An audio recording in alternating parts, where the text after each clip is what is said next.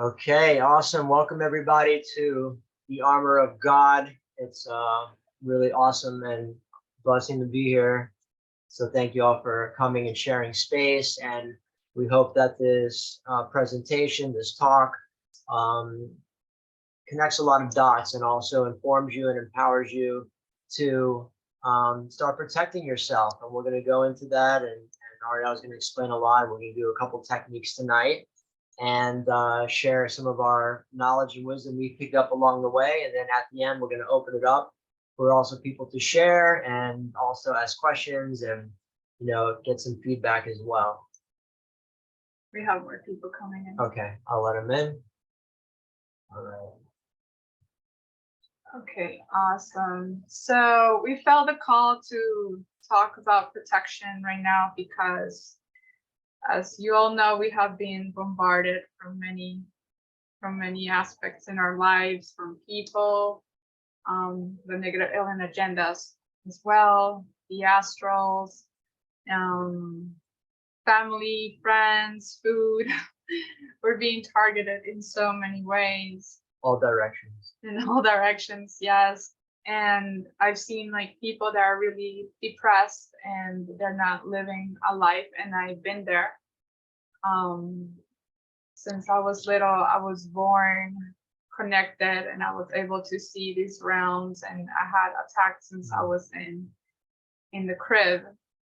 So I was raised Christian, Baptist Christian, so it was full of fear. Everything that I said, or if I supposedly I imagined that it came from the devil, right? So it influxed a lot of fear within me. But as I grew up and more of this attacks came in the astral, they were very brutal. They were physical as well. A lot of trauma I had. And everyone has trauma. Like this whole system is designed since birth.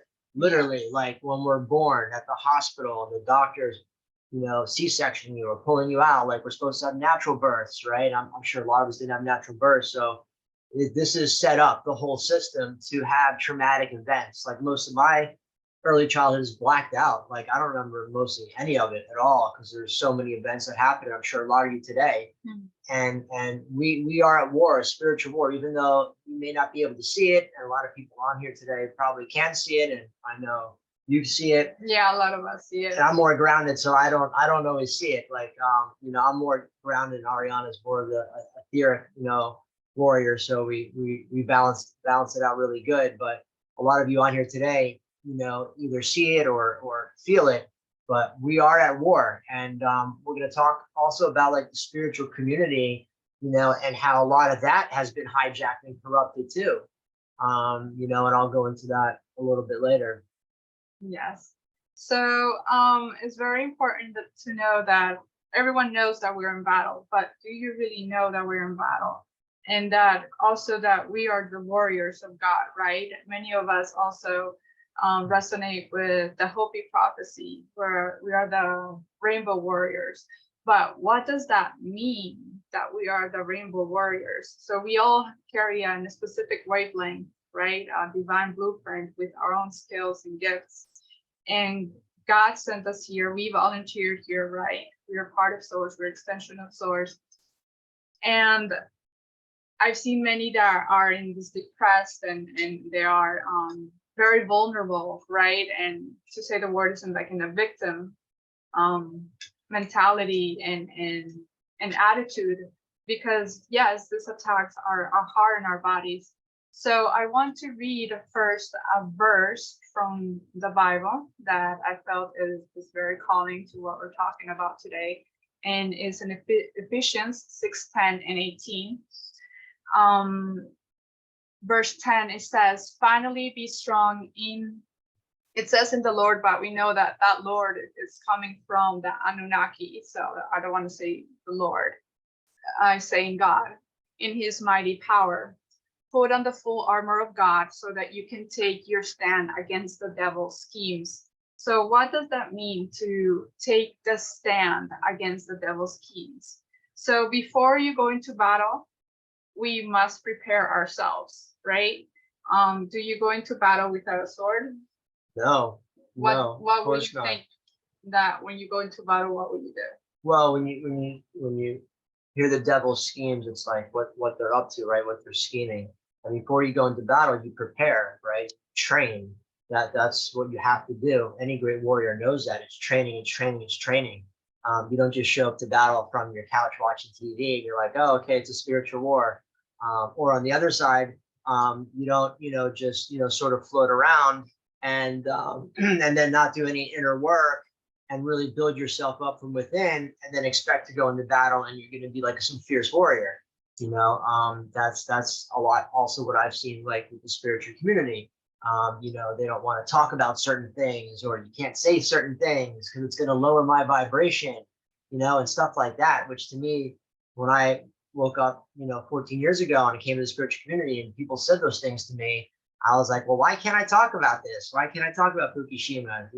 Lowers your vibration, just raise it up. I mean, you got to be aware. So going into battle training is being aware of everything. Jedi, right? You got to be aware of all of your surroundings, like a Jedi does, like Yoda does. They are aware of the Force. Something could happen on the other side of the universe, and Yoda feels it.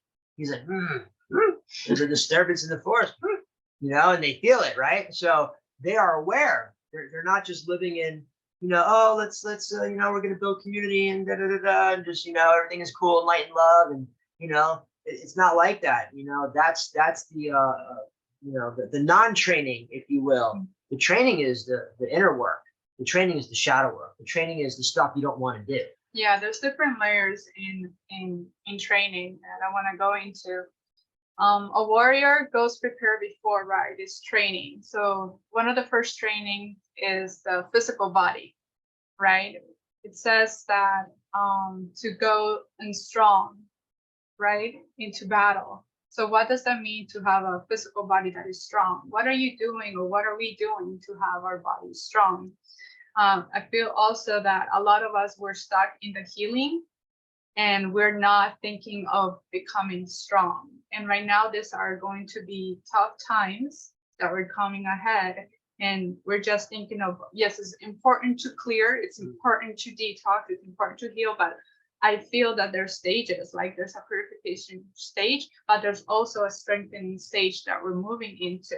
So what is, everyone in this group is falling. What are we doing to strengthen our body? Because when our body is strong, everything, our hologram is a reflection of that, right? What we do to do our training, our physical we training. eat healthy. We take supplements. We take hemp oil. We take the blue. We take certain things to strengthen our cells, our immune system, our vitamin intake, supplements, things like that. We do whatever we can, as well as physical too. I go to the gym. I jog. When I went to Asheville in 2010 and woke up, like, I didn't meet any hippies or anyone like that actually did physical work. I went up there and I was going to the gym and shit. And I'm like, exercising and jogging, and like, no one did that. I was like, what? This is sort of weird, because if you're not keeping up with your physical, and I know a lot of them are skinny, so like they think that may be healthy, but that's not healthy. And I know like Nisha's shaking her head, right? Nisha, you got to train. I know Nisha does training, right? So that's the warrior part. You got to be training. You got to be physical. That's part of it. It's physical, spiritual, emotional. It's all of that to be a real fierce warrior. That's what we're trying to download to everyone today is all the different aspects of being a warrior, so we can go into this battle because we're in it, whether we like it or not. From the chemtrails to the food to the water, it's on. And we're here to witness this. That's the exciting part, and we're going to win. But the strong are going to win. The people that aren't taking care of themselves and doing the inner work, those are the people that don't say too much. You're lowering my vibration. That's not how you're going to enter battle. You're not going to win a battle that way. So going back to being strong, when you're strong in your body, you're not easily to manipulate, right? You're strong in your core. So you are a reflection of your hologram. So if anything comes in your way, you already have a strong core. Your mind will follow as well, because they play hand in hand, the body and the mind. So you're not easily influenced with a strong body. You're just not going with the flow, or also if you're not healed, going into the mind, what are you doing to have a strong mindset? Are you reprogramming your mind, or are you just being a slave to the mind control in your mind, to the thought forms? So that's another way to see how are we training our mind. Like, what would you do to train your mind? Well, one of the things that we do is meditation, of course.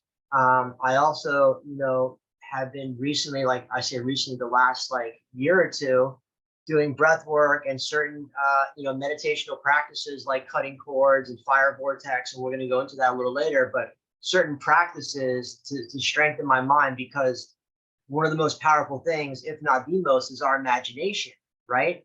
And with our imagination is how we do these type of cutting cords and fire vortexes. Because unlike Ariana, who's tapped in and can see a lot of that stuff, I don't. I'm very grounded, so I don't see the portals and I don't see stuff. I'm very grounded, so I have to use my imagination to envision different practices that I do to strengthen my mind, to sharpen my mind.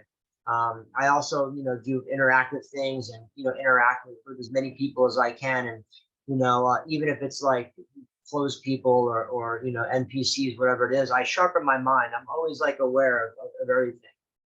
So those are some things that I do. Okay. With breath work, that's one of my favorite tools to train my mind, because when I do breath work in the morning, usually it was at 6 in the morning when I practice a lot of Kundalini yoga. For me, the battle was in my mind in the morning instead of going into battle throughout my day. So breath work is an amazing tool because it's that connection from the body to your mind, and that's how it transfers information. Breath work commands with your breath. You can command your thoughts. You can command even the pain. There's different trainings when you go into labor, also only with breath, for you not to fall into pain and suffering, but to transmute that pain, right? And we do it with breath. With breath, we command as well. A lot of us, we're already doing the Maharit Shield, or we're doing other type of breath work, the Kirashe or the lotus breath, and we see that consciousness is also transform or communicated with breath. We can send consciousness with the breath. So breath work is a very important tool. Kundalini was one of my favorite ones. I also did Soma breath. Was awesome. Somatic breath, because it helps not only mentally but emotionally with somatic work. I also heal myself with somatic work. I had a pain, a knee injury, both of my knees actually. With one knee first, I torn a ligament and I couldn't walk with the knee, and then the other knee mirrored it. So now I was like in bed, I couldn't walk. It was very depressing. And I was like, no way, I'm not gonna stay like this. I'm very active. I'm not gonna go into surgery either. So I just did Soma breath for like 2 months, every day, twice a day, 2 hours. And I created my own stem cells. And with breath work, I sent the stem cells directly to my knees. So these are different tools that we can be using every day. And it doesn't have to be like I did 2 hours. Well, that was because I had this thing with my knees, but we can do breath work only 10 minutes. Yeah, I'm not the one to do like 2 hours like breath work. I'm like, my mind, and I'm much more active. So I like the 10-minute, 20-minute breath work. That's why I like Soma. You could do 15 minutes of Soma in a rhythmic breath, and you could drop in really deep. And breath work also helps me daily to just slow my breathing down and get deeper breathing, because most of us have like these shallow breaths, right? Most people don't even breathe. It's like, that so many people that go to the hospital, and how many people like were dying in COVID, like put them on ventilators, right? Your breath is so important, and most people don't even breathe with their stomach in and out. It's like all up here. You're like, You know, it's like you got to breathe from your gut in and out. So normally I don't even do that. You know, we're like in this fight or flight a lot. People don't realize that you got to take deep, you know, concentrated breaths, and most people don't do that. So for me, it helps at least get some good breaths in during the day, and especially in the morning. It sets the tone for me. Yeah, breath work helps us to arrive in the moment, to arrive into our hearts. Breath work really trains the mind, so we can use it as a tool in our daily life battles. Breath work also will changes the sympathetic, where we're in the fight or flight, to the parasympathetic, when everything is aligned, where we surrender, we're in the flow. So by you doing this every morning, changing from the parasympathetic to the sympathetic to the parasympathetic, you align yourself during the day. And you can put alarms on your phone, like at 12, take 5 deep breaths, 5 seconds in, 5 seconds out, just for you to start having that control over your breath, and not the control, the optimization, the programming that they told us how to breathe all shallow and always like in fight or flight. So it's a good training. It's a good discipline to have those alarms in the phone. Yeah, I did it every 2 hours. Set my alarm. Just literally said breathe. So every 2 hours, whatever I was doing, I stopped. I looked, even if it was a minute, and I just took deep, long breaths, you know, to train myself. So that's a really easy technique to do, to breathe, right? Also, going into the physical body, yes, it's important also to detox, because when we have the body full of toxins, right? Your body is not going to be aligned. It's going to be all fragmented all over the place. It's not becoming whole. So it's very important to take to keep detoxing. And for example, the methylene blue, I love that product because it really like boosted me from 0 to 100. Like it really changed, because here in Florida, we have the nets, like heavy nets here in Florida. There's 5G towers everywhere. This is the prison, and it's a grid. And where we used to live in Boca Raton, it's a grid within a grid. So you feel that it's so dense and so contracted. But I felt with the methylene blue, it helped me to, I know Arlene also today, she was talking about this, about breathwork and how to go above these nets. And I truly feel the methylene blue helped me with this tremendously. And there's lots of other things you could do to eat to detox, like cilantro and parsley and basil, and like, you know, we do all sorts of things. We don't just take the methylene blue and like hemp and stuff like that. We do like almost anything that we research and we find that's good, that's natural and like organic, and we take it on. Like some days we have 30, 40 different things, you know, and you may think that's like a lot or whatever, but you know, your body itself has like, and Misha could tell you, there's over like 1,000 different like vitamins, minerals, proteins, enzymes. Your body's filled hundreds of them. So, you know, taking a multivitamin with like, you know, 30, 40 things is not really cutting it. Honestly, you have hundreds of different proteins and enzymes and all sorts of stuff that your body needs for chemical transfers and communication and receptor firing. And it's a lot. So, you know, you can't take too much, you know, you just be careful. There's no like cross interactions, but we rarely run into that. But anything that can detox, just research it, check it out. You know, and there's many things out there that you can buy in the store. Like cilantro is huge for heavy metals and toxins and stuff like that. We eat a lot of cilantro. Another training to stay neutral, because all these tools ultimately is for us to stay neutral. You don't see a warrior when they go into battle that is all weak and is all jumpy when someone comes and, you know, brings an arrow. It's like, screaming. No, that's someone that is completely on victimhood. A warrior, when you feel a warrior, you guys can also do this in the morning. You can just connect to your warrior self. You can connect to your life, because we all have been warriors. And how do you do that? Like, you know, how do you connect to your warrior self? To your warrior self? Well, you can connect within your heart. If people don't know how to connect with the heart, you can do it just putting your hand over your heart, and you can take deep breaths to arrive in the moment. And you can command yourself as a Christic sovereign free being to connect to the lifetime that you were a warrior, just like that, in this now moment of time. And I did it, when was it? 2 days, 3 days ago. And it was a chief from one of the tribes here in North America. And this chief was a warrior, and he was showing me how to embody this warrior archetype that we have, and to come ready into battle. And then I will go more into what I saw with him with the tools that I'm going to be presenting later on. But going back to staying neutral, it's important to stay neutral. For example, in jiu-jitsu, when they are teaching jiu-jitsu, they're teaching you to use their energy to neutralize the opponent.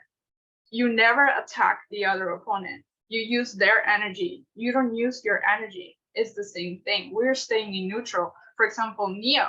You saw Neo in the Matrix when he was fighting the agents. He was so confident and strong in his core that he was just fighting them like with nothing, and he was neutral. He was not jumpy. He was full in trust within himself. So in order to do that, we must also heal our emotional part, our emotional body. Our nervous system is so important, and that was so epic. Also, Arlen talking about this morning. It's crucial to heal nervous system. We can do it with magnesium. I heal my nervous system with yin yoga. It helped me to drop into my body. It helped me to love my body, my spirit, to completely relax and to love those aspects of my body, because I was so tense. I didn't like my body. I hated my body before. I always felt like I was here, my spirit was here, and I was just like an NPC the whole entire life, because I was having so much, what's that word, like dissonance, like I didn't want to be part of this. But doing yin yoga, it helps you to see those parts of yourself, because yin yoga is a very slow yoga and it's with breath work. So you're able to see those parts in yourself that you hold trauma, that you hold a blockage or a stagnation, and you can connect yourself. For example, when you can't flex, when you can't touch your toes, that's stored trauma in your fascia. And when you're doing that, it's okay. You release so much trauma. When in your hips, our hips is where we store so much trauma. So it's important to also do flexes in the morning or at night whenever you feel called. But it's very important to be in touch with those parts of ourselves and say, hey, what happened here? I love you. It's okay. I got you, to be that mother, right? And to be also the father to those aspects of ourselves that we've forgotten. I never flexed before. I never did any stretches. For me, everything was sports and being like super action and on the go, go, go. But to be like still on my body and to actually breathe through it, it was a struggle, but I finally surrendered. Always release. You cry a lot in yin yoga. I love it too. It's just like poses, but I haven't like cried like that, but I definitely in some positions like you feel it. It's helping you release. Yeah, it's very important to heal our nervous system again, so we don't have those jumpy nerves again. If an attack comes, you're not reacting, you are responding, which is different. What's reaction? A reaction, it comes from an energy from the outside. You're reacting to that energy, and a response is becoming neutral, and it's your energy. It has nothing to do with that energy. So that's why it's so important to heal our nervous system. Another way to say it is, to be triggered. Don't be triggered, yeah, right? I get triggered all the time. Something I work on, and something a lot of us probably work on, I'm sure. And that's when you know how your balance is, right? Is if you get triggered or not, because the outside world and people coming into it are a reflection of you, especially with the family, right? Family can trigger you like this, right? Mom and this, and sisters and brothers. So that's also where to start doing more work, is when you identify you being triggered by something or someone. That's where you need to work on, right? That's your indicator on like, oh my gosh, like, I talked to Mom again. She said this one thing and I just flip mode, right? It's like flip mode squad. They just know what to say. And that's being balanced. That's being, you know, in your power. And that's how you want to go into battle, because the dark forces, they know how to trigger us. They're going to send in mom. They're going to have that person call you on the phone. They know every wound They we know, have. they know our whole history. They've been talking everything since we're born. So super important that's why also the inner work has to be done as well. The shadow work. You know, when I moved to Asheville in 2010, 4 or 5 years, no one talked about shadow work, not one person ever. And I interviewed hundreds and hundreds of people with Starseed Radio, my radio show. No one ever talked about shadow work, ever. Zero, zip. Even down here in the spiritual community, no one's ever talked about shadow work. No one brings that up. It's like, oh, no one wants to talk about it. It's like, oh, you actually want to deal with something that hurt you or traumatized you? Yeah, you got to. And I've been in some programs in my earlier years that I did process a lot of that stuff, but we're filled with it. You know, it's still a ways, but it's the continuous work, and you got to start somewhere to do it.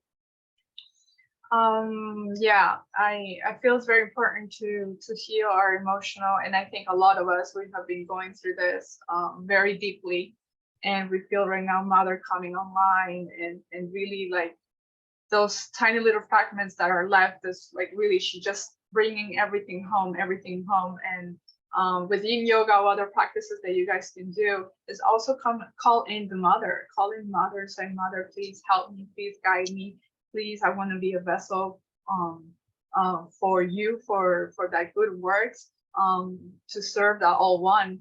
And she will show you where you have still that pain, those blind spots, that confusion.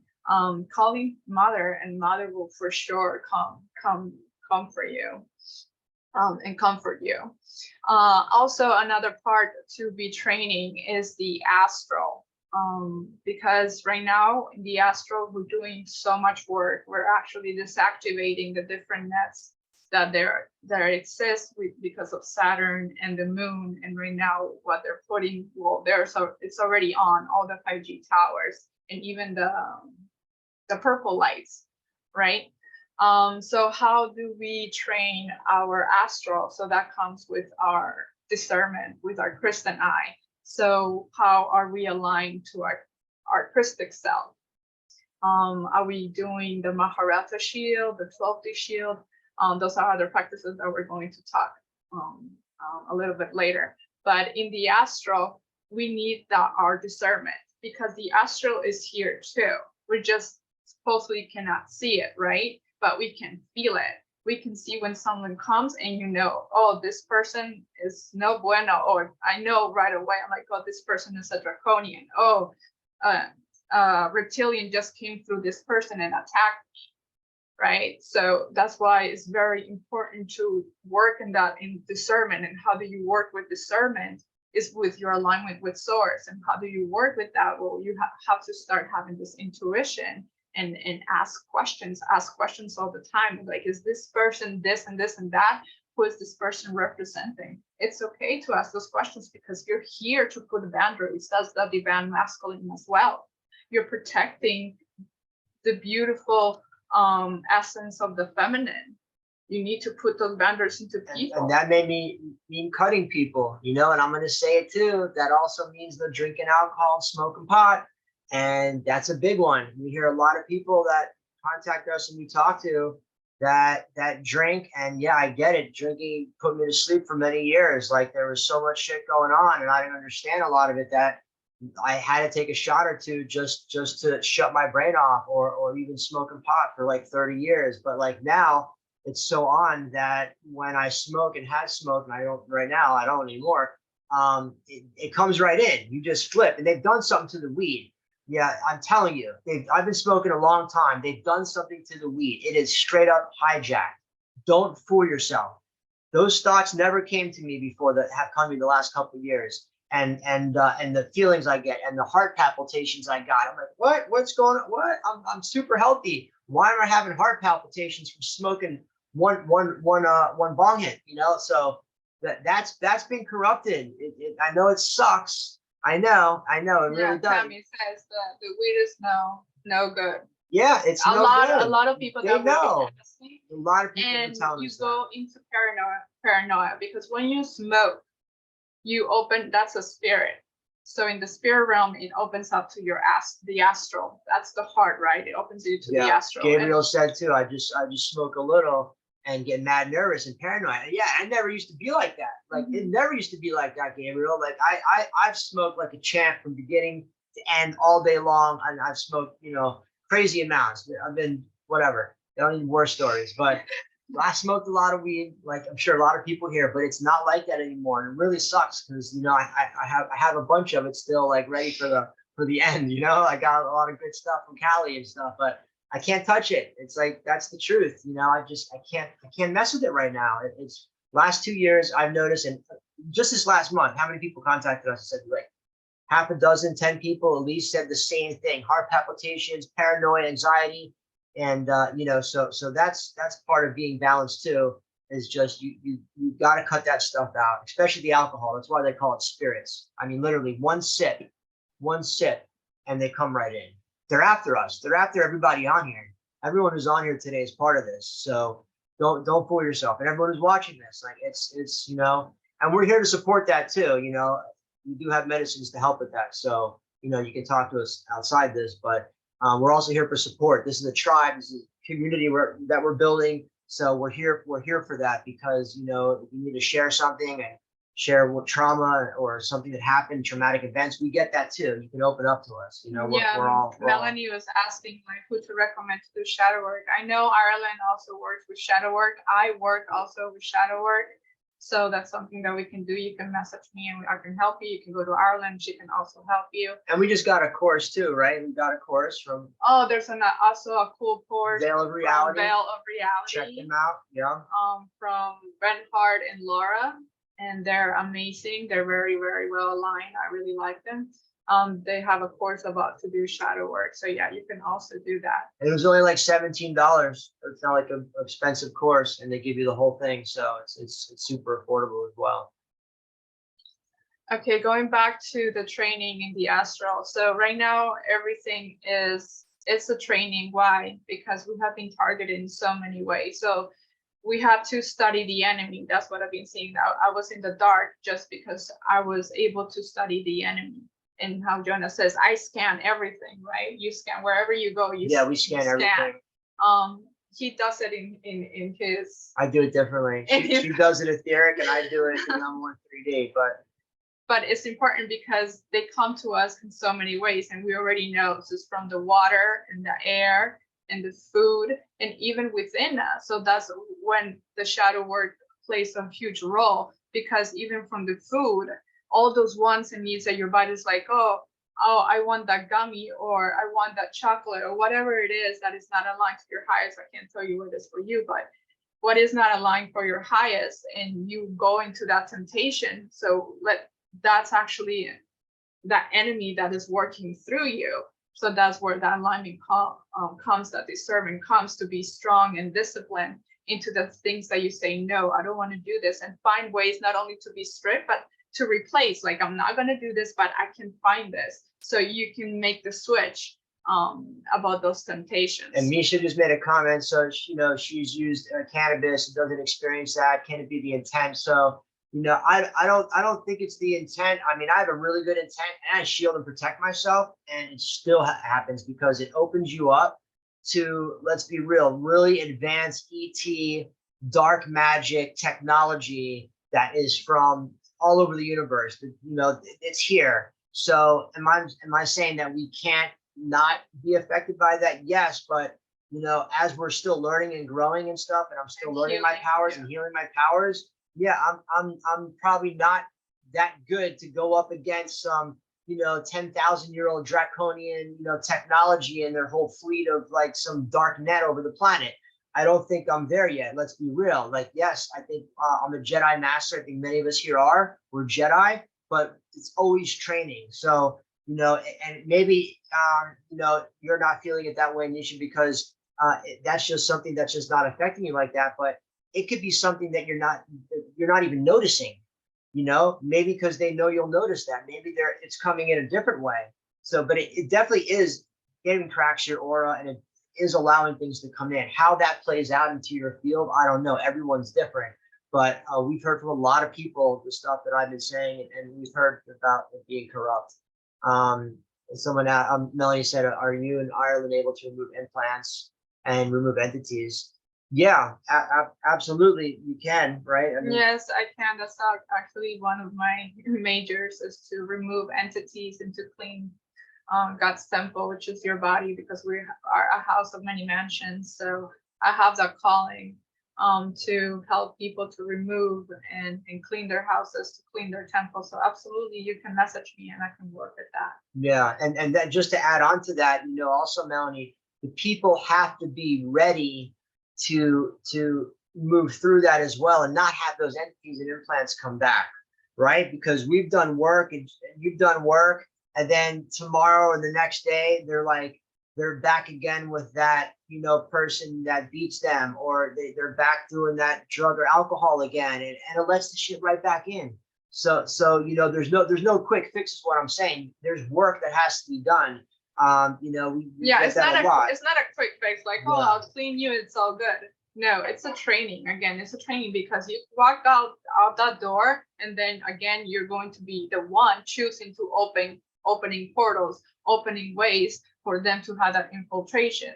So it's a work hand in hand. Yes, I can do my part, but you have to show yourself to actually shield yourself every day, and that's something that I also go into. And how to heal, because in the wounds is the entrances of this manipulation of a negative alien agenda. They go through our wounds. They're just like little rats, right? They go over the nasty parts, and they just go infiltrate themselves through us. It's just to put another aspect on it, right? So I'm sure everybody in here has experienced this, right? You think about someone and they call you on the phone, right? Or you haven't talked to them in 5 years, or you say a word and it's on TV a second later, or you're driving and you see it on a billboard, right? So that's how fast we're creating, manifesting reality. Well, they're doing the same thing. They're going to have that person call you up if you're not aware and trigger you, or they're going to have something show up, or a car go by, or it's like that. It's constant. And these forces that we are up against, in this battle is real, because they're using these nets as well to trigger us purposely, because they know that when we're triggered, we're not in our power. And that's the whole game. If we're not in our power, then they got one up on us. So that's why it's important, and we're going to go over that in a little bit, to do a daily ritual and practice, which we're going to go over what we do. And it doesn't take that long. Yeah. We literally spend an hour maybe, and you could do less. I started with just like the 12D shield, and we'll tell you what that is, and we'll go into that. But you could just start with one thing, like I did. I went in the bathroom, looked in the mirror, and did the 12D shield. And I did that for like a year, and then I moved to this, and then to this, and I just added. Actually, you started with the prayer, the light prayer. Oh, the light prayer. That's like my favorite. Yeah, I started the light prayer. That's from the Light Center in Black Mountain, North Carolina, which is an awesome place. It's a geodesic dome. And anyways, but yeah, I ended up at the Light Center one night, and they had this light prayer, and I'll share what that is. It's 5 sentences, but that actually protected me, to an extent.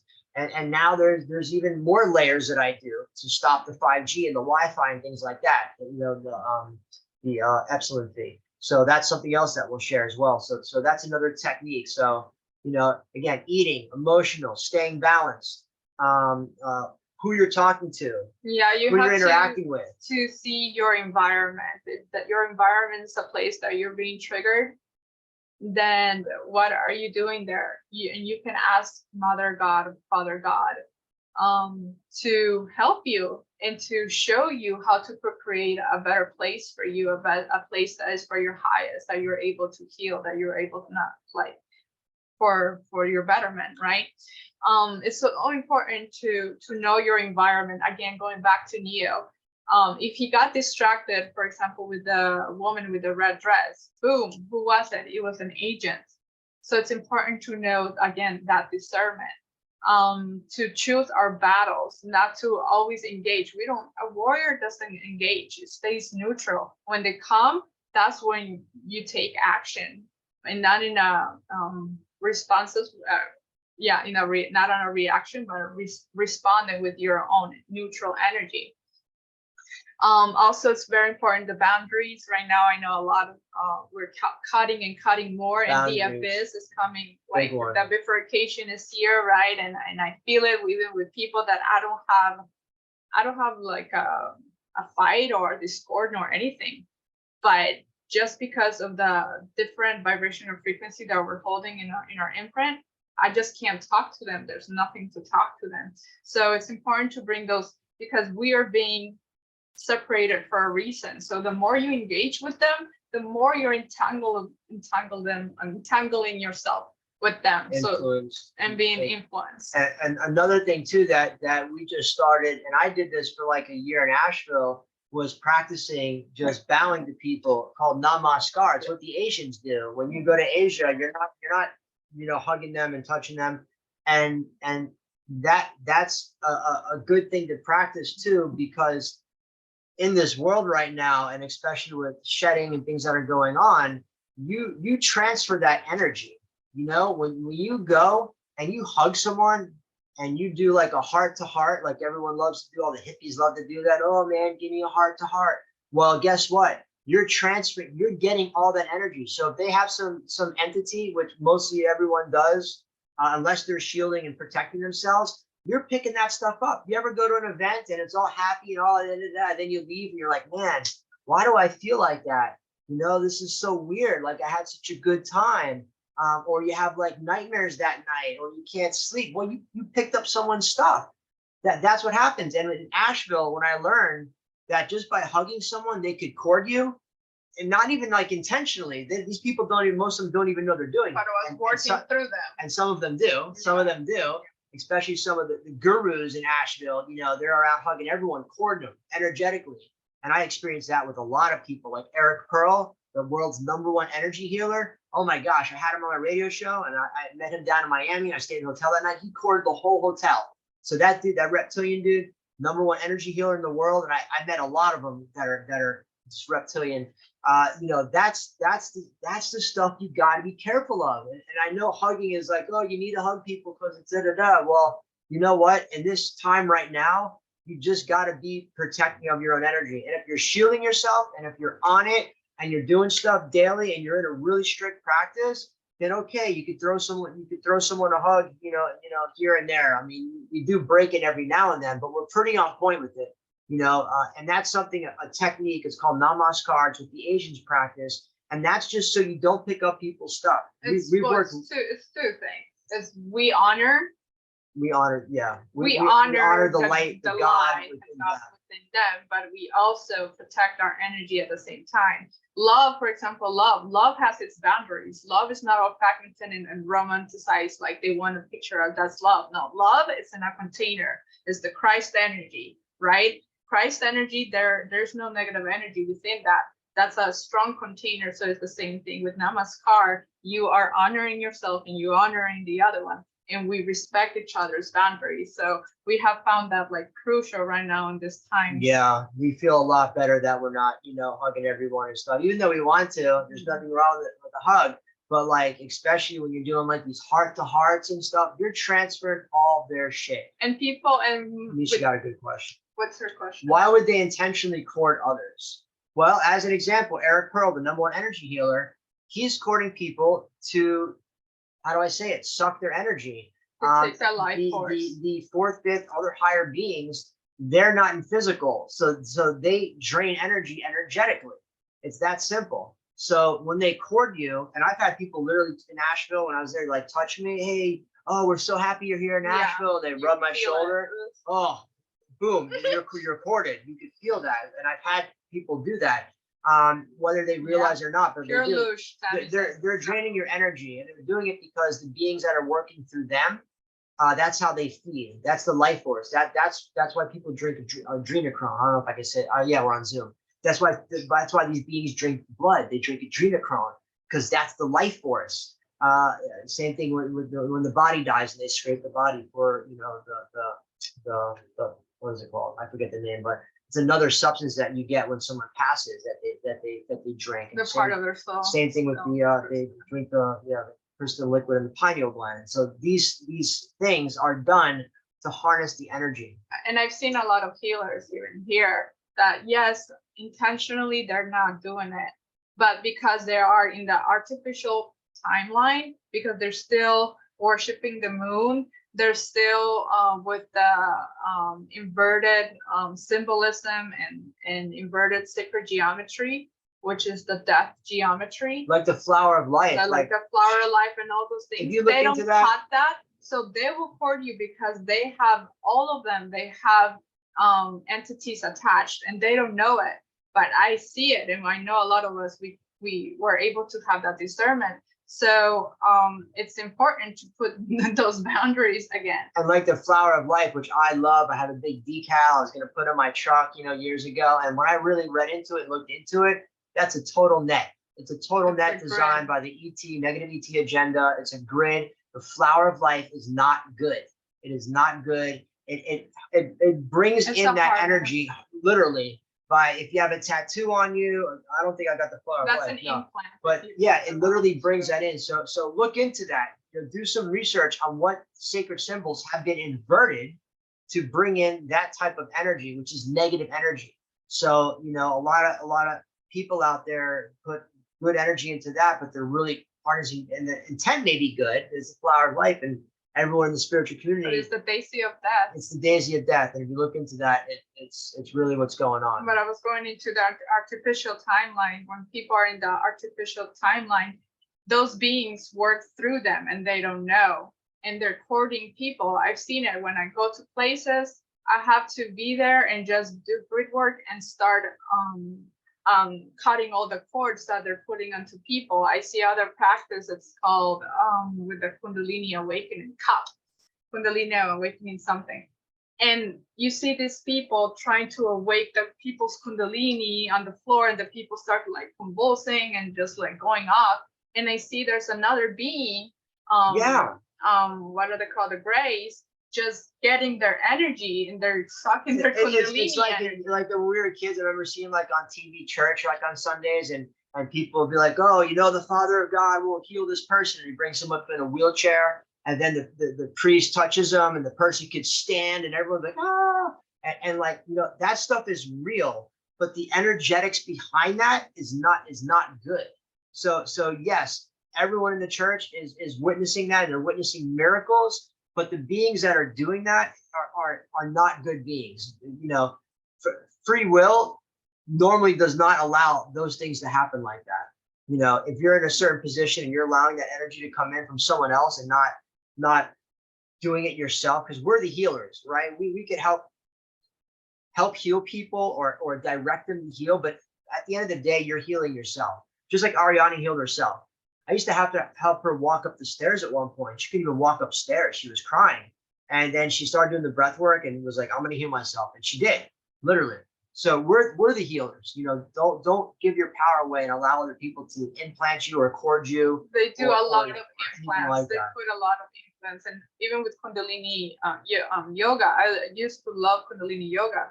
But because it's on until the 9th dimension, it doesn't cover to the 12th. They use that gap to put implants and to suck your Kundalini energy, and that's where a lot of paranoia comes from. Another big one. I know you know this one. Ready? Another big thing to be careful of, and I know everybody says that they're a master, is Reiki. Oh. I think everybody in Asheville was a freaking Reiki master. I'm a Reiki master.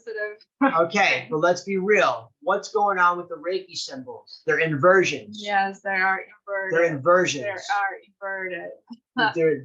There's really nothing good. Because that negative alien agenda, they knew that this was coming, right? The time of ascension, and a lot of healers were come, so they infiltrated the Reiki healing, the ones that you use symbols. Most of those symbols are actually implants that they're putting into people. So people think that they're healing each other, but really they're putting implants. And don't be mistaken. There is healing sometimes that goes on. Yeah. That's the trick. That's the trick. They'll allow healing to go on, but a lot of times these Reiki masters, they're not even understanding what's coming through them. They're not even aware a lot of times. But if you look into that, you will see that those symbols that Reiki is taught on that you use to heal people are inversions. It's not. Gabriela has a question. Is there a way to remove those Reiki symbols? Yes, you can. You can call into the Christ light, which is the crystalline light. And you can also start, because with the crystalline light, you clear.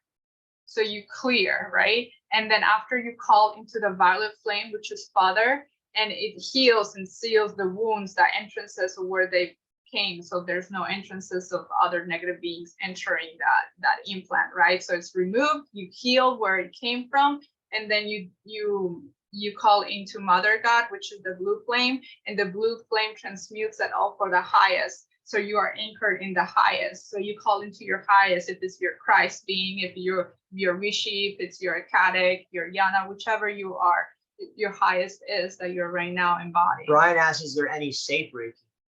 The safe Reiki, I do energy healing, call it energy healing. It's through symbols from Ashayana Dean. I do with symbols that come from that. I also use colors, because colors is actually higher frequency. So for example, the gold, the crystalline, the blue, there's different colors that you can work with.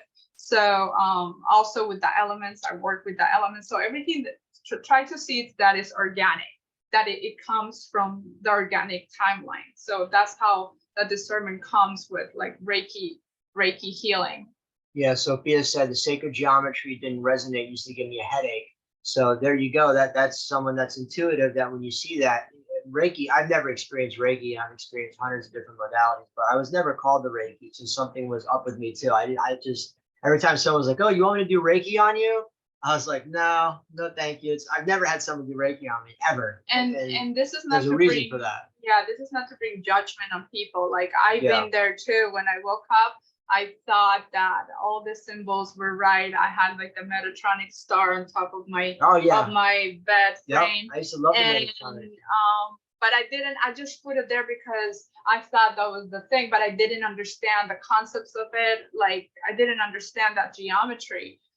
So it's important to learn. It's important to study.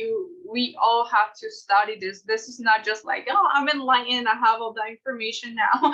No, we have to study. This is like how Arlena says as well, is going back to school. So two references is Ascension Glossary from Lisa Renee.com, and also Ascension Dictionary, which is from Ashayana Dean from the Keylontics. Those two are well references. I know Amanda was asking about the moon, so you can learn, and that's how you can reference people as well. If they're asking, if you don't know how to reference people, you can just study it and then send it like here. Send the link. But I say this not because I only believe on Lisa Renee and Ashayana Dean. No, I had my own experience. Yeah, I saw it within the astral. I went through the astral. I saw the grid that went into the 11.5 dimension. I had a lot of experience that when I saw the truth in Lisa Renee and also in Ashayana Dean, I said, okay, this goes with my truth. But always have discernment. Like, don't need fools. Resonate with you. Yeah, all take as what is resonates with your soul. Because you have to learn it for yourself. And I think now with what's going on with the splitting of the earth, literally, and what's happening with the whole thing is, I feel we're past the point of trying to wake people up. Oh no, I did that 15 years ago. I've been doing it for a long time. But the last couple of years, people are like this. They're on their own story. And you're not a main character most of the time in that story. Are there still people here and they're waking up? Yes. There's the last couple of years, people waking up. And if they're eager to learn and they're open and they're asking questions, then we're here to do that. But in terms of like trying to wake someone up and plant these major seeds in people, I mean, those days for me are sort of like over, because right now it's about us. It's about you. Everyone on here watching this, you have to take care of yourself. You can't help anyone else until you're like really balanced. And right now we're being bombarded by so much. It's key. You have to really take care of yourself. Yeah, it's not about convincing others. That's done. We are here to wake up the lions, to help within each other, to recognize each other, and to support each other. That's what I think Yeah. we are in right now, and more that we're coming in this sovereignty now that Father, Mother, God are coming online, with the Christ the Son, with the Trinity and the 3-3 portal. We're calling more into that sovereignty within our independence within ourselves, because how are we going to be bifurcated? We're still attached to that old timeline. So it's very important to come into that sovereignty.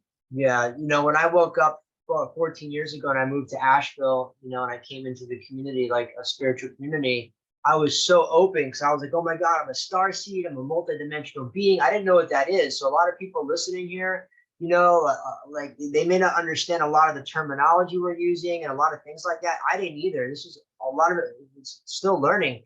So you just got to be really just careful, because it's not all light and love. It's not all, heart to heart. It's not like that. That's the scene that they have for all the people that aren't doing the inner work. All the people in Asheville, not one out of all those people I said before, like did shadow work or did inner work or talked about that even. When I met you didn't know it was like. When she met me, I had no clue what shadow work was. And I interviewed hundreds of people for 7 years on Starseed Radio. You can see all my stuff on YouTube, how many people I interviewed. No one talked about it because it's like the shit you have inside, and people don't want to talk about that stuff, right? It hurts. It's not shit. It's actually the gold. It's the gold, because when we come into those our darkness, that's where the gold is. That's where we become these beautiful butterflies. So shadow work, it's not to put like in a negative connotation. It's a beautiful part of yourself. People come more into fullness. But most people, like, they come in and they're just like arms wide open because they feel a love that they've never felt before. Like, I didn't feel a love from all my friends and family, like when I came into the spiritual community, and they're like, oh, come here, brother, come here, and it, like, you feel that and you're like, oh my God, I found people that are like me, and they talk like me, and da-da-da. But I'll tell you this, most people in the spiritual community aren't practicing any type of inner work that are rising up like that, because they don't talk about it. So you just be really careful with, where you go and who you hang out with, and and what you're doing and interacting, because you pick up, you transfer their energy and their stuff. It's super, super important right now. Just like a warrior, like it protects the heart beat, because heart is vital, right? You can't survive without the heart or your head. So the warrior is always protecting the head and the heart, and they're targeting our heart. They target our heart how? With the people, our family that we love, right? With friends. So they're always looking to target us. So even it could be someone that is supposedly has the language, right, that we talk, or the organic language. But I've seen people turn, and they damage. I saw one of my a friend of mine. She thought she was with her twin flame, and she's a very embodied being, and this guy turned out to be a draconian at the end, because they're so advanced. They know this time was for us to be in our power, so they camouflage all the way. And these are very intelligent, smart, and they were enlightened beings, don't forget. So they have the knowledge all the way from the 11.5 dimension, so they know how to use that knowledge and invert it to what is that word, to get into us, to attach to us, and betray us, to crush our heart, because our heart is where it expands, and that's the portal of the eternal. Yeah, so I saw this documentary once. There was a guy that visited all different indigenous all over the world, and when he went into the village, people hadn't seen cameras before. It was like back in the 70s or 80s, and he was had their cameras around, like white men showing up in the Amazon, and all the indigenous were like running up to like touch their clothes and like da-da-da. But there was always that one person that was all the way in the back, and that was the guy that the guy doing the documentary wanted to talk to. That was the shaman. The shaman sat back like this. The shaman was chilling. The shaman didn't run up to see the camera. The shaman didn't run up to touch the clothes. The kids did. Everyone else. The shaman was like this. And even when he went to go interact with him, and he invited him, oh, here, try some of this, the shaman was like, oh, try some of this. This is a Snickers bar. The shaman's like, the observer point. I get chills saying it, right? That's how you gotta practice. We are those shamans. You have to be that. Don't be like, oh, here, try this, and you're like, oh, that. It was so cool to watch that, because no matter where he went, you always had those shamans that just knew, and you see it in their eyes. They just connect. They're just watching you. They're like, yo, I'm not eating that Snickers, and I don't care about your camera. I don't care you got a Lexus, or I don't care about this and that. I don't care how much money you have or dinners you're going to. Like, that doesn't impress you, right? Like, that's how those shaman are. They're visually dialed in, and they're balanced. So they're not jumpy to do something. They're observant. Be the observer. It's super important right now, especially with what's going on. You're gonna have people and stuff come into your field. Great question. How are Lisa Renee and Ashiana D connected? Okay, so what I've heard and from different sources is that Lisa Renee, she was a student of Ashiana Dean a long time ago. But I know Lisa Renee had her own connection now, so she completely separated. But I know they had their issues. There was a lawsuit because Lisa Renee didn't like put the credit of Ashiana Dean into what she was like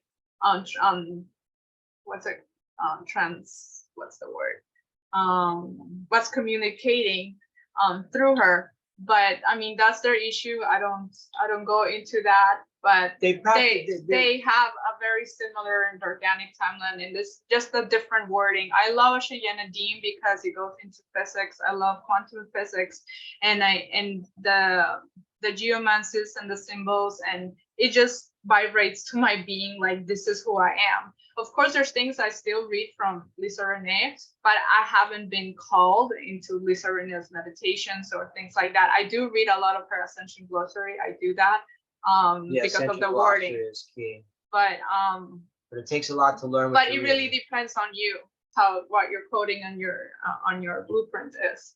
Yeah, someone made a comment about spiritual bypassing. That's exactly correct. That's what a lot of people do.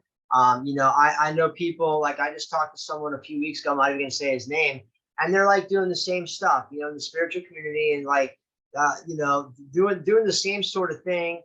And I haven't talked to him in 10 years. In fact, I just sent him back something, what I'm talking about, that I had at Chichen Itza. And, it's like the same story, the same thing. The practices haven't changed. There's no evolution. There's no evolution. It's like when I came back down to Florida, all my friends are still working at the same job, or like they're working at the same restaurant. My friend Willie's like, 40-something years old, still doing restaurant jobs. It's like these people are just caught in that loop in the 3D world. It's a lot like that in the spiritual community too. So be on the lookout for that, because you want to surround yourself with people that are always evolving, that are always moving up, that are always working on their stuff, that can give you insight into you, right? I can actually have a deep conversation about how you can help yourself. Right? Not by like, hey, how do I do this, this, and this? Like real masters that I've met were always like, well, how would you do that? And I added, oh, damn, they didn't tell me the answer. Yeah. You don't get the answer from a real master. They're not going to tell you the answer. They're going to tell you something to do something within yourself to find the answer. That's what masters do. Mm-hmm. So you can ask us questions, but we're not going to have all the answers. We're just going to have to say, well, why don't you do this, this, and this? That might get you that answer. And that's really how it works. Tools. Those are like, for example, what we're saying, like breath work, detox. We're giving you tools so you have your own connection aligned to source. Also, I was gonna say, and we could after that we can start jumping into some of the techniques. I want to go into the techniques now that we're talking about controlling the senses and within ourselves, those temptations. It's discipline, and it's very this right now to go into battle. It's the devotion and it's discipline, because we have to train our minds, we have to train our bodies, all of our bodies. It's a training. So devotion, it's the first thing, and discipline, and that's where our regimen comes. And this is what we want to share with everyone. Probably, I don't know if you guys already have a regimen in the morning, but I am very strict with that. Yes, you're way more strict than I have been, except for like the last maybe, I don't know, a few months even. I've really kicked it up. Yes, he has. He started doing the vector codes, and I've seen your progress. It's amazing. Oh, I thank love you. it. I love it. It's the alignment is just, it flows through divinely. And he's really like step it up, because it's hard like to be in those dance areas. It was hard for him to pick himself up and those the wounds, right? But since he started doing the Becca codes, Yeah, like, and I so just to give you a rundown, and this is what we're going to do this week for everyone watching and that's here. If you haven't subscribed to our YouTube channel, it's YouTube.com/Jonah Bolt and the number 1. Subscribe now. Leave comments too. But what we're going to do this week is we're actually going to film like little 3-5 minute segments of all the stuff we're going to talk about right now. So we're going to teach you how to do this. So first thing I do is the light prayer. Then what I do is I do the fire vortex, and then I cut my cords. I do the surrender prayer, which I hold my hand on my heart. I do the surrender prayer, and then I activate my Maharata shield, and then I do the Epsilon Theta Phi. So I do those six things. It takes about maybe 20-25 minutes to do 6 things. So we're going to do little short edits this week, and then come Friday, we're actually going to do a full session. So everyone here watching can take part in that. So what I'm saying is tomorrow, Wednesday, Thursday, we're going to put out little videos so you can practice. And then Friday, we're going to stream so we all can do it together. So, and we're going to do that at 6:30 in the morning. And we actually go out and we feed the ducks and the turtles and stuff. So you'll see the sunrise, and we're going to do that together. And we're going to talk about what they are now. But so those 6, and then we do part 2. But this week, we're going to focus on part 1. So that's everyone can, a lot of people here are like new at this. We're going to start with, the simple stuff, the light prayer, what I just said. Yeah, it's important in the morning because when you wake up, you're still in theta state, right? We're still in the programming and hypnosis state. So the first thing in the morning that I do is to read the 3 prayers from Asha Yanadine that are called I am grids, I am free, and I am prayer, because it creates a grid.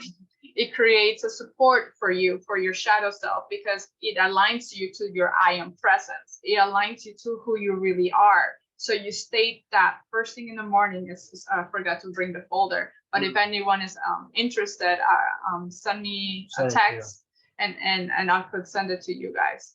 But it's very important because you're aligned to that, your I am. And when you're aligned to your I am, you're programming your day. This is what's important about this regimen, because you are a creator. We are co-creators with God, right? So here we have the authority and the command. When we command, it's not that like, oh, strict command. A command is that you're co-creating with our higher aspects, and we're here for that. So when we have this strict regimen in the morning, is because we are co-creating our day. We are programming our day how we want it to be, and I feel amazing. And it's so beautiful because you see things coming into pass during the day. Like even you can start saying, I have a surrendering prayer. After I do the 3 prayers of Asha Yanadine, I have a surrendering prayer. What is the surrender? I surrender my will to the divine will, to the will of my highest self, to the will of my mother, Father God, to my Yana self. Yeah, to be the embodiment of the solar and feminine Melchizedek guardian that I am. So I remove, and I say it out loud. Why is this important? Because when you say it out loud, your ego listens. You got to say it out loud. So it's important to say it out loud, because you activate, you create with your voice, you activate. So in the surrender prayer, I say that, and I also command things into my existence, that I welcome in what I want for my day. I welcome in Christ. I welcome in my Rishi self. I welcome my Akashic self. I welcome love. I welcome eternal life. I welcome compassion. I welcome like all these beautiful characteristics of the Christ, right? I welcome that into my body, into my mind, into my emotions, into my spirit. And I also command what I want for my life, and I'm grateful. I am so grateful for my new house with my son and with my husband. I'm so grateful for the people that I am helping. I'm so grateful that I'm being of service. I'm so grateful for the food that I eat. Thank you for the provision, Mother. Thank you, Mother Earth, for this provision. Thank you, thank you, thank you, thank you. And by saying thank you, you are activating that within your hologram. So by being grateful, you also open up the doorway for miracles and for manifestation. And in the morning, we actually separate. Oh, someone just sent it. That's cool. The I am prayer. Someone just sent it. They said, how can they get it? So it's in the chat right here. Or you can email us as well. Thank you. Yeah, that's awesome. But we actually separate in the morning. You know, we do Yes. our prayers separately because Ariana does them a little differently. And I like my military, more militant. So I just do my 6 like that in a row. And she does it in her own way. So you could do your own spin to it too. But we're just going to go over the different, you know, the short little prayers and invocations that we do. And then there's another set, but we're just this week going to focus on the first set, which is six things. And then that way you could take little baby steps to learn it, and you'll have little individual videos to do it. Yeah, that's about the prayers. And after the prayers, we cut cords. So this is like different techniques that we want to teach you. When we cut cords, why is this important? Well, because every time you think about someone or someone is thinking about you, you think about them. It's like that. And that's an invisible cord. And it's not only a cord, but it latches, like if it's a hook within your astral. So that's why sometimes when you come home after a day at work, or you're in the supermarket, or you're driving, you pick up all those energies and they're latching to your aura. And then you're like, you start going depressed, you start feeling dense or anxious or whatnot. Yeah. That's not your energy. And we absorb all that energy. So that's why this is a spiritual hygiene. This is our spiritual responsibility. And we're living in a quantum field, right? That's quantum entanglement. That's the morphogenic field, right? So most of us on listening or watching this know that. So literally when you're thinking about someone, or you're walking in the mall, and down South Florida, everyone's, you know, judging you, and it's sort of how it is down here. You're getting energetic arrows and cords sent to you. If someone's looking at you like, oh, I don't like those shoes, or like, you know, who that person think he is, like all those little, even driving in the car, people pulling up to you, giving you the finger, like that's normal down here in South Florida. Like all of that is energetic arrows that people are shooting at you. Those so you got to cut the cords every day to cut all of that from you. So yeah, those are all projections, and they start sucking your life force again. They're feeding off of you. So in the morning it's very easy, and probably we can do like a little technique right now to help everyone to how to cut cords. And it's with the elements. The elements are here to support us. We do this outside, and each one of us, we are more aligned to one of the elements, or two, or all of them, I don't know. But you start playing with them and calling into them. And how do you call into them? Is you start creating a ball of energy. So if you don't know how to do it, and it's just to close your eyes and to center yourself in the heart, and just imagine it. There is a sphere on top of your hands, and that's how you create it. Just imagine it. And you feel now like the magnetism on top of your hands. And I have it right there. And it's just a container. And in that container, you can just imagine that that sphere is a sphere of fire. So how will the fire feel? We can all do this together if you guys want. How does that fire feel? Now it's intense. I feel hot in my hands. I feel, and now it's getting bigger, and it's dancing. I see the fire dancing within my hands. Now we can call into other elements. You can bring the element of water. So now it's not hot anymore. I feel like it's like flowy, like wavy. So it's to play with these elements, and that's your imagination and your intuitiveness. The same thing goes with the air. So calling the wind, how would the wind feel? It's like a tornado, right? It clears and is running through my hands now. You can call into earth. You feel the soil. You feel how it takes all the negative energy from you, all the negative ions. So that's how you play with the elements. So once you start playing with the elements, you can call into different tools to use to cut your cords. And it takes practice too. You know, if you don't feel it right now and you're trying to, because I'm really grounded too. I don't feel a lot of things like Ariana does. It takes time, like cutting my cords. I did it for like a year before I actually felt something. So, you know, people watching, like, it takes time, because someone like me, I'm super grounded. That's how I am. It took me like a year to really, you know, cut my cords. And then like a few months ago, like I had this dragon show up, like this red dragon. And it's, I don't even know how to explain it, but like, I know it's a female. I know it's on my right shoulder, and it's like this huge dragon. Like the head is right here. When I do my fire vortex, it blows the fire, so I would just use my hand to fire. And then like this dragon showed up, and like it's in my field now. And like, yeah, I can't see it physically, but like I see it behind me every morning when I do my fire vortex. I just used to have a flame in my hand that I would spin the fire, and I would do that for like a year. I did it, and then like 2 months ago, you know, this dragon showed up. So like it takes time. And I've always heard Ariana talk about these things, like, oh, I see this and I see that, and I'm like, oh, I don't know, all right, whatever, you know, like it's like your imagination. But my imagination was really spinning the fire and really doing it this last year. I've been really concentrated, and then that showed up. Yeah, and I'm like, that's not like me making it up. Like, and for me, that's like super crazy, because I'm like so grounded. But I'm like, of course it's real, because, you know, look what we're into, what we're doing, and the battle that's going on. So, you know, just for everyone out there, it takes time. Sometimes it may take you a day, a month, and, you know, it could take you a year. But don't think different. Just because you don't feel it, it's not working. Yes, it's working the very first time that you try, that you're doing it. Yes. So for example, to start with the chords, you can call you can start doing spirals. So what are the spirals? They come from above all the way to Mother Earth, and you can just draw them with your finger.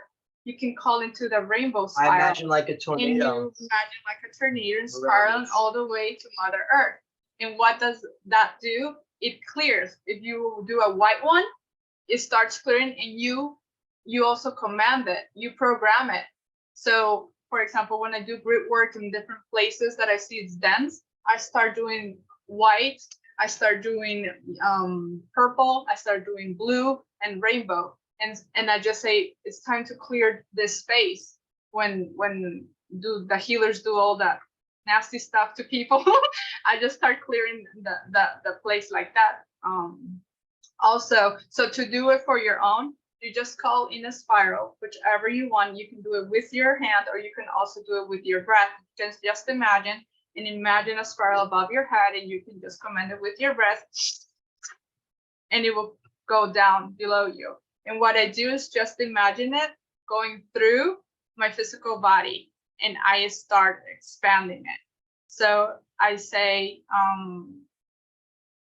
I command the spiral to come through my physical body and expand and obliterate or transmute all negative energy from my emotional body, my mental body, my astral body. And then you can say your 5th, your 6th, 7th, 8th until the 12th, and you can expand it all around your energy field, and it becomes a firewall around you. And you command that only Christ energies can come in. So it's a firewall now that you have around. We do it with the dragons. The dragon, my blue dragon, always comes in, and she always spins it for me, and she's activated, I'd say, for the next 12 hours. So it's always you command that only energies of love, only energies of Christ energies are able to come in. Other than that, they are going to be transmuted and sent back to Mother. And another way is, now that you have that around you, is to cut the cords. So this is where the tools come from. We all have different tools. We have different swords, and each color, you guys can practice a color take time with your day and start feeling the colors, just like you did with the spheres, with the elements. Start to getting in touch with the colors. What does a blue feel like within your body? What does yellow feel within your body? So for example, the sword, you can imagine the sword as well. For me, I resonate with the blue because I am blue flame. So my swords actually have two, and that's how I cut the cords. And it's simple. I close my eyes and I just command again with your voice. You command these activations. So with the blue, you can imagine like a what's it called? A staff, a bow. Staff. I use a bow. I spin a bow. You just imagine the tools that you have. It's within you. You already have that. So don't be shy. Like trust yourself. Don't doubt, because the moment you doubt, it goes invincible. This is why they target the imagination of kids now. They don't want kids to have imaginations because they're so powerful. Mm-hmm. You know, it's so important to use your imagination, because that's what they're targeting. It's like, you know, everyone's on their phone. They're not using their imagination. So that's all you literally have to use is your imagination. Your imagination. You could also you could also program crystals. I want to say, so like everyone has a lot of crystals and stuff. So if you're watching this, you know, you could program crystals. And I have on my YouTube channel, Jonah Bolt #1. You could check out some videos I've done of setting up crystal grids all over. And I shit you not, a lot of the crystal grids I set up, like all over the country, now have had things happen to them. I'll give you an example. I set up a crystal grid at the Georgia Guidestones, right? They just got knocked down. I set up a crystal grid in Times Square. Right where I set it up in Times Square, they closed it off in Times Square on like 48th to 52nd Street. And it's a park now in the middle of Times Square. I set up a crystal grid right at the obelisk in Washington, D.C. And that week it got hit by lightning, the obelisk. And I set up a crystal, and on the video on my YouTube channel, you can see it. So like, it's not by chance these things happen. That's how powerful we are. So like, you could also set up a crystal grid around your house. You hold it in your left hand, any crystal, and you can say, my light, my love, and my intent. I put my energy of love and protection into this crystal to set up a crystal grid around my house. And you put it in the four corners of your house, outside, just put it in the ground, shove it in the ground, an inch or two. And that literally will program it and harness and bring in pillars of light. Yep. And you can do that. And I've had a lot of kids that we've talked to as well that have the reptilians, you know, they use their closets as portals and come in. And I talk to a lot of kids that have the reptilians coming in. And I tell the parents to set up the crystal grids like Phoenix. And my little nephew, oh, the alligator person comes to my closet. Then when you know, has kids that they're like, they have night tremors and nightmares, that's not normal. It's because they're seeing things coming in and out of the closet, which are used for portals. And I talked to like dozens of kids, and the kids don't lie. They're seeing the reptilian lizard people. Just like in the movie. We just had 2 in the last few months, and I've talked to dozens over the years. So the kids know. So, you know, the night tremors and stuff, but take a crystal and set it up around the child's room, and that will harness the light to stop the entity from messing with them. I'm trying not to curse so much. So, you know, that's another thing you can program too. Is like, yes, you can do your shield, you can cut your cords, but also crystals are a tool also, I want to just say, to use to also help set up, you know, light and you know, structures around your home. What is Gabriela? My imagination was never that good. I understand now why.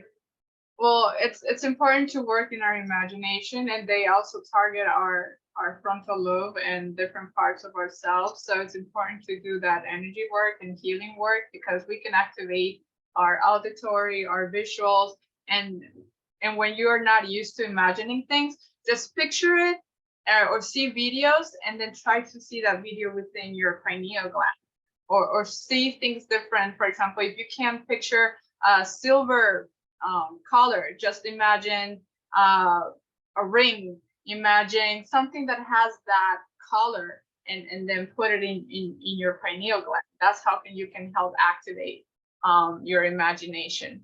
And I think we're going to start wrapping it up here in a minute. We'll open up for some questions. Wait, I want to finish with the chords. But just get your questions ready. So how to do it with the swords. So how you cut your cords, you just imagine that you have cords all surrounding you, and you say, I remove with love all negative attachments, all negative energies, all negative hooks, negative arrows, all negative scalar waves, frequencies, energies, and you do it all around you and in front of your chakras, below your feet, and then you send them all to the core of the fire. It's important to regroup them, not to have them fly them around. It's important to regroup them and push them to the fire, to the core, so they can be transmuted and alchemized into unconditional love for my highest good and for the highest good of all, because we're not thinking about us, we're thinking about the whole, right? So for the highest good of all. And then you can see with your imagination, these cords being transmuted and being sent back to the light, to mother, and they transform blue or purple. Your imagination is going to start with you.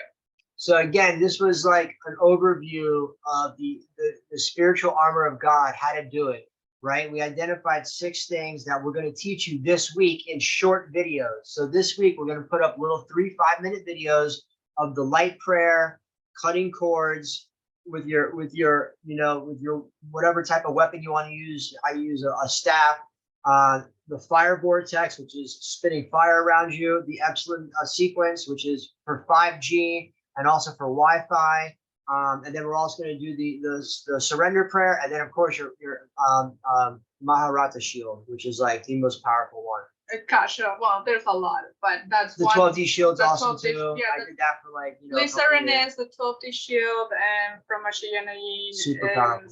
Yeah, the Maharata. I did the 12D shield for like a year, and then I will switch to the Maharata. And me personally, I feel the Maharata is way more powerful than the 12D shield. Why? I don't know. I think I drop in really deep when I do it. Yeah, and the Maharata shield, now I do the Ikasha, and you always grow, right? That's the thing, you always grow. So if you guys have any questions, you guys that's our question. Just to say again, like, definitely subscribe to our channel. We both use the same YouTube channel. It's Jonah Bolt #1.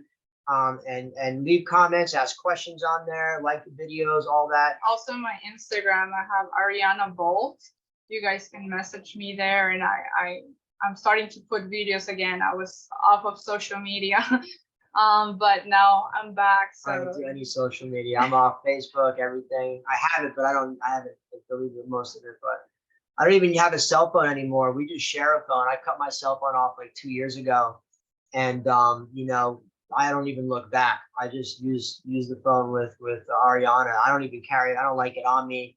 I feel that stuff intense. I don't like holding it to my head. Yeah, exactly, Gabriela. She says 12D shield from Lisa Renee feels good for a beginner. Yeah, Yes. That's what I teach people first, to get their imagination, because Lisa Renee has an amazing YouTube video. Got a good video. So I tell people to go first with Lisa Renee, and once you have that, we switch to the Maharata, because it's going to be easier for your imagination. Yeah.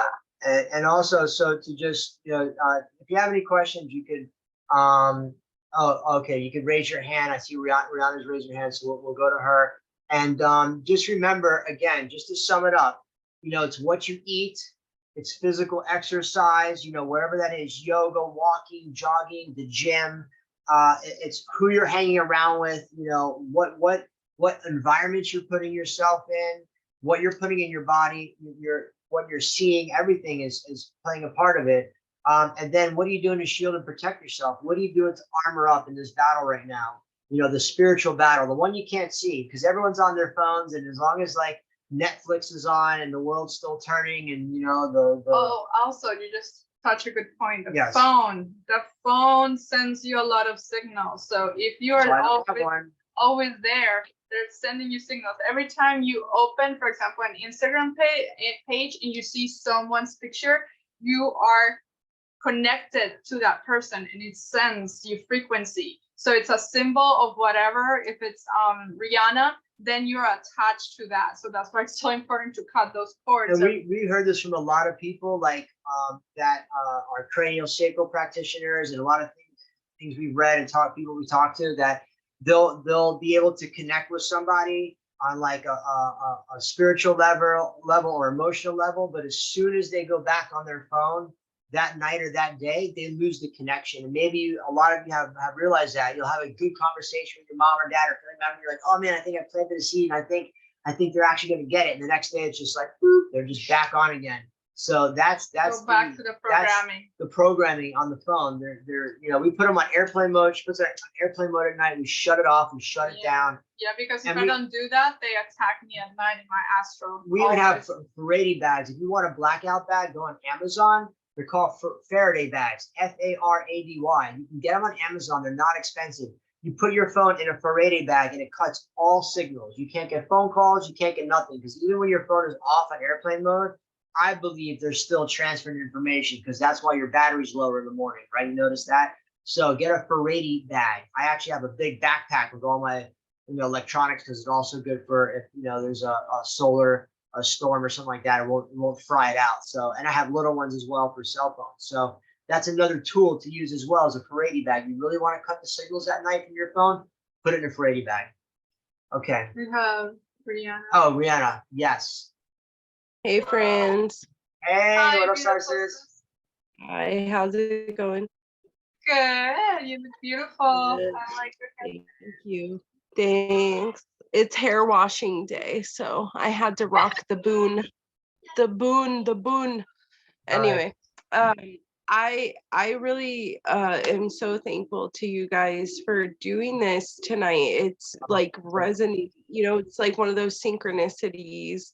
I had a few conversations with people today about energetic attacks and things like that, and I think it's so awesome that you guys are sharing this info. I'm probably going to use some of this for my video tomorrow, but I wanted to ask if it's okay if I recommend your series of your prayers and stuff in my video tomorrow that I'm going to make for YouTube. Absolutely. Okay, Yeah, cool. of course. Yeah, we want to get it out. Yeah, maybe when we're done, if you want to just text me like the way it's spelled and stuff, because I'm going to work on my thumbnail tonight and everything and all that info, so that way I can make sure it's done for Wednesday is when I'm going to put it up. So good. Yeah, and then I just love you guys so much, and I'm so thankful for you. And I love that you explain things so like easy to understand. I feel like you were saying, like a lot of people that I've experienced as well, like I grew up in like one of the most sacred places in the US, like within 45 minutes of there, which was Sedona, Arizona.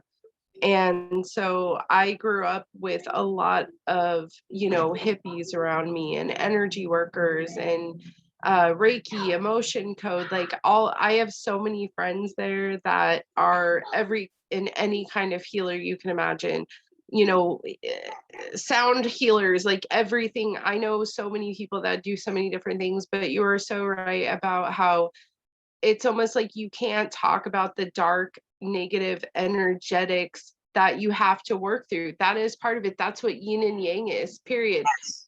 You know what I'm saying? It's like some of them have like an addiction. Like a bad word. Yeah. It's like an addiction, because you don't talk about the dark in the spiritual community, but they're always giving you love. So you're like, oh, I'll just get more love here, and I'll just go to the drum circle here, and I'll just go here and get more love, and it's just all love, man. Give me a heart to heart, man. And like that's the crap. That's BS. Yes. Real friends call you out. Real Right. friends talk about the shit. Yes. The gems inside. So absolutely right. Thank you. I agree 100%. It's like, I mean, some of those circles, it's like you bring something up like that and you feel like you're in a group of nuns talking about butt stuff or something. You know what I mean? They act like you're just like horrible, like no, don't give it energy, and it's like, what the hell are you talking about? Okay, let's all be fake then. That's not gonna fucking accomplish anything. You know what I'm saying?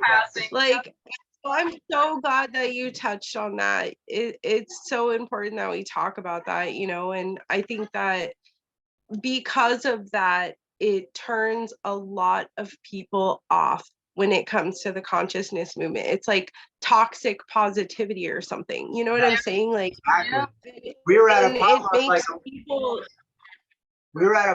like a month ago, and it was like all cool people, but like as soon as I said, I was like, just to start conversation, I was like, hey, did you hear about they're starting to vaccinate the bees?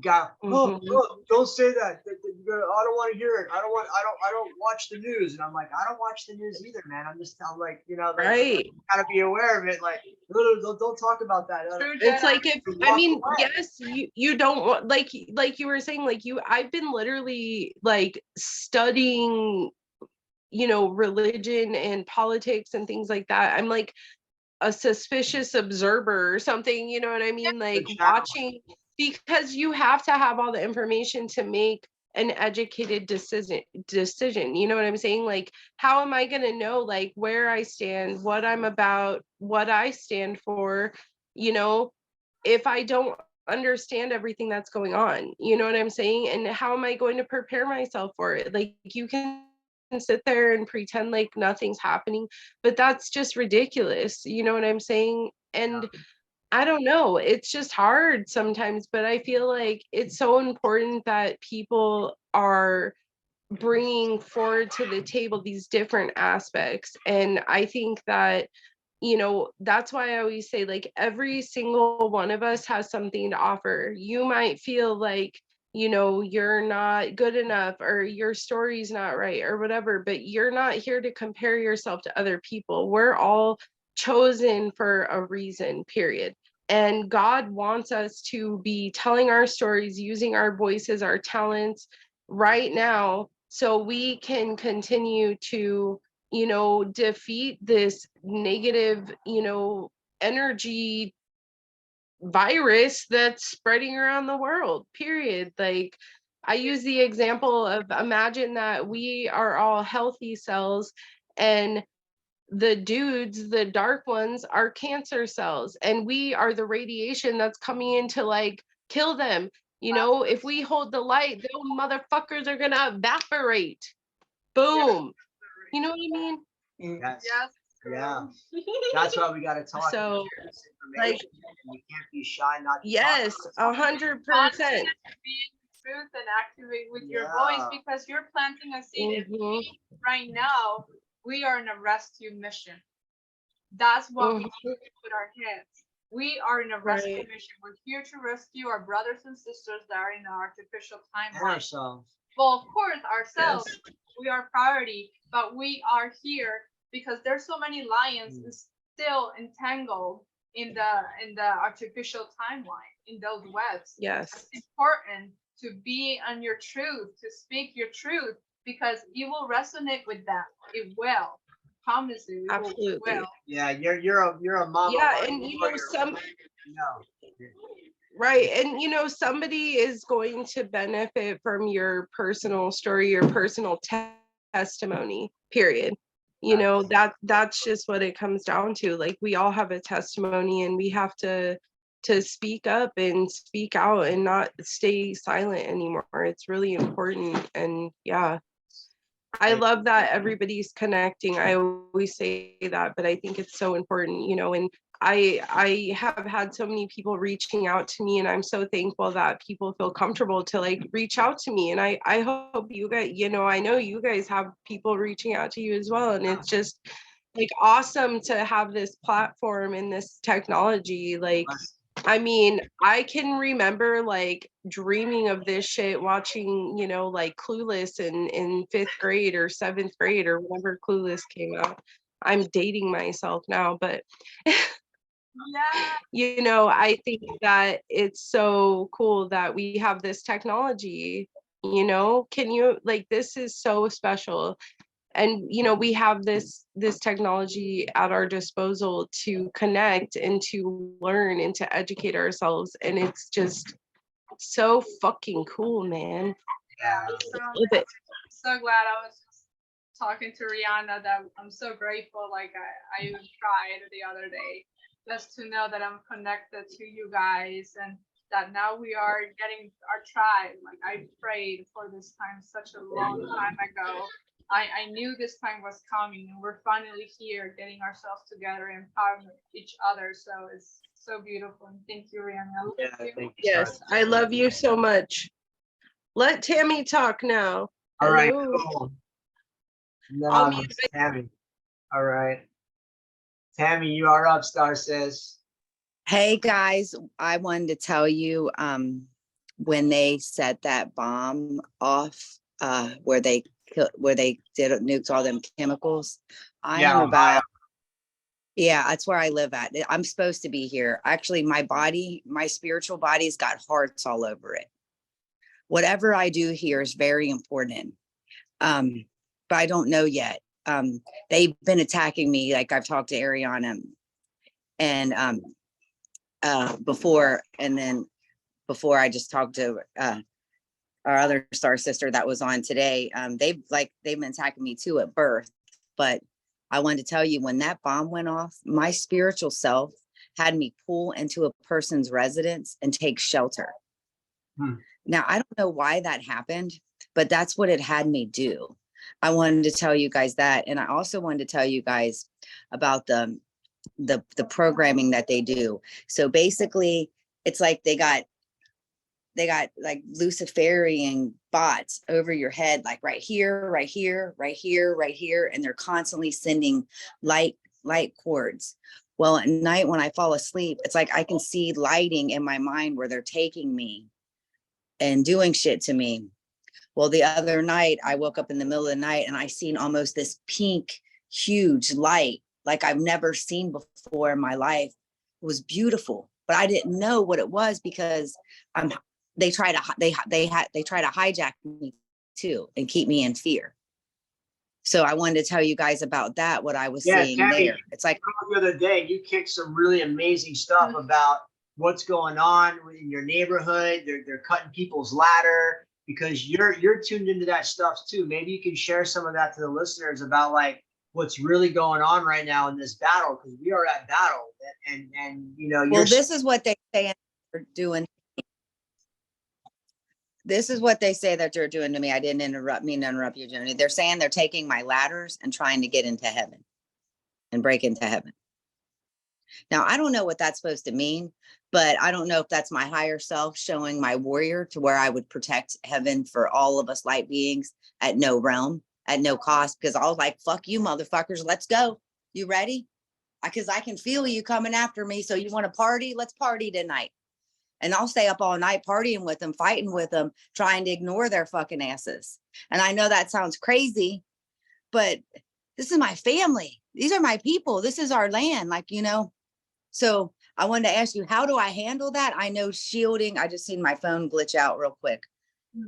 I don't know if you guys.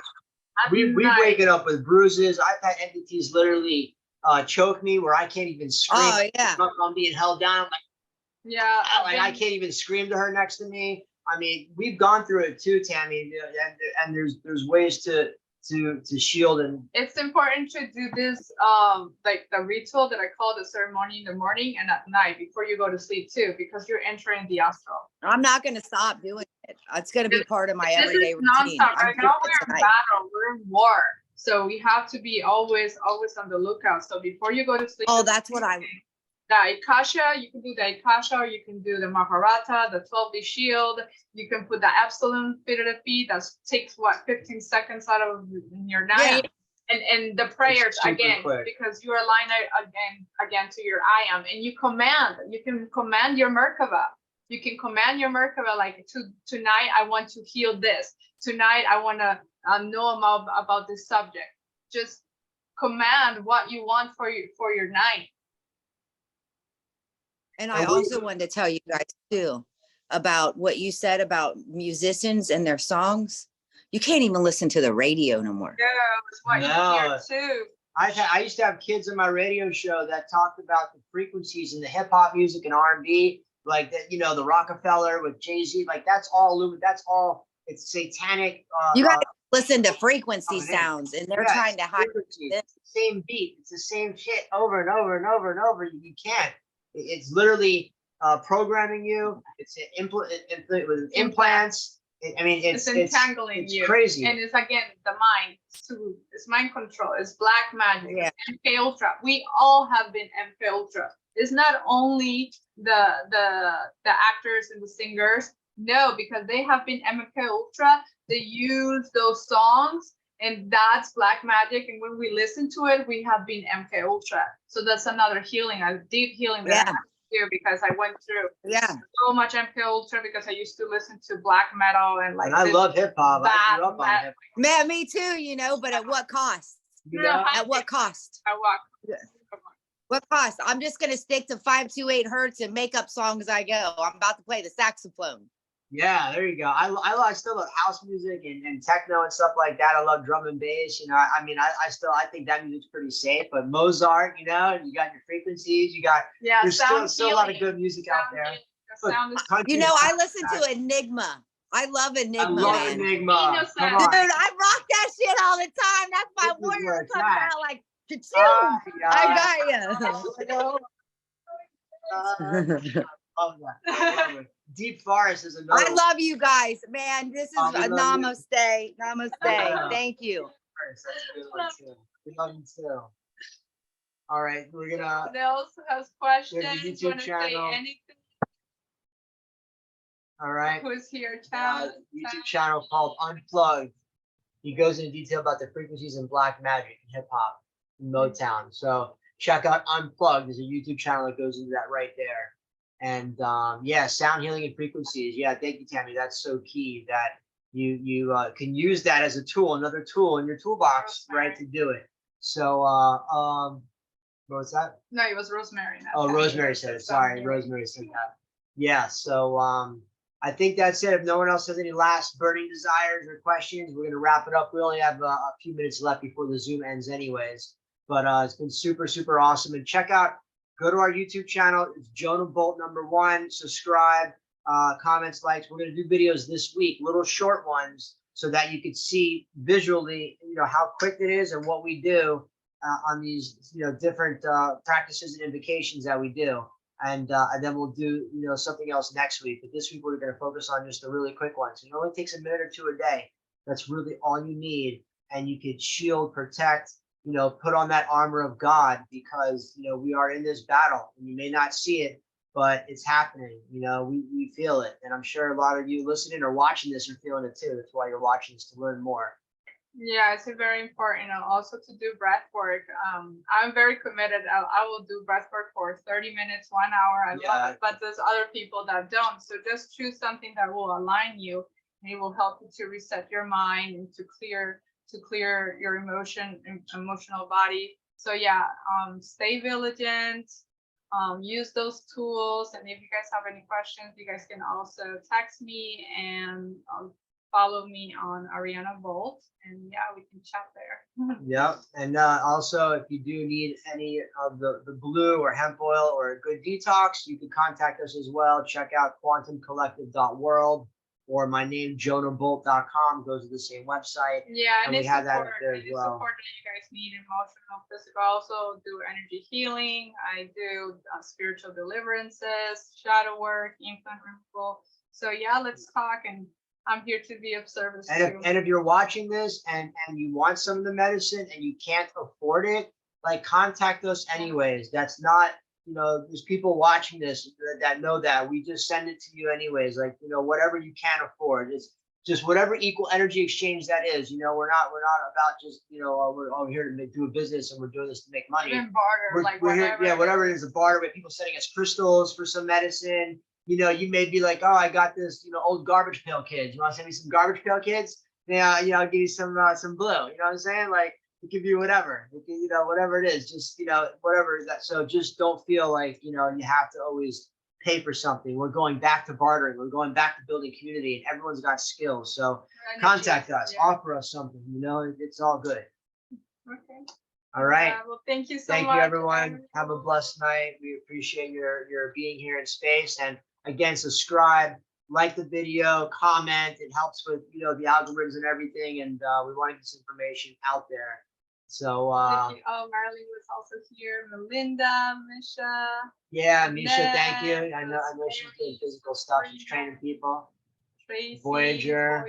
And Brian, thank you, Brian, for showing up. Oh wow. I have iPhone and iPad. Tammy, keep fighting, Tammy. We got you. Don. We got you. Amanda. Oh, Amanda. Star Sis in the house. Thank you. Awesome. You guys. Thank you all. Bye. Blessings.